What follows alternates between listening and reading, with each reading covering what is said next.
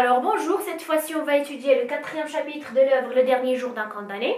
Alors commençons par les personnages. Bien sûr, on a le condamné à mort qui se trouve à Bicêtre. Alors les idées principales, bien les idées générales. Premièrement, on a le narrateur se rappelle qu'une voiture noire lui transporte de tribunal à Bicêtre. Alors là, le narrateur il fait un flashback où il se rappelle qu'une voiture lui a transporté du tribunal à Bicêtre.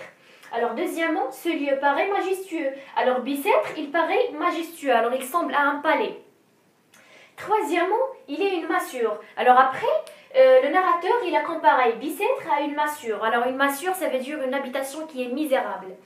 Quatrièmement, le narrateur décrit ce lieu d'une manière dévalorisante. Alors le narrateur décrit Bicêtre d'une manière dévalorisante ou bien d'une manière qui est négative.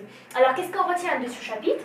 Le narrateur se trouve dans son cachot à Bicêtre où il fait un flashback. Il se rappelle du jour qu'il était transporté du tribunal bien sûr à Bicêtre. Après, il a essayé de décrire Bicêtre bien sûr d'une manière qui est dévalorisante. Alors c'est tout pour ce chapitre. On se reverra dans une autre vidéo. On va essayer d'étudier le cinquième chapitre et au revoir.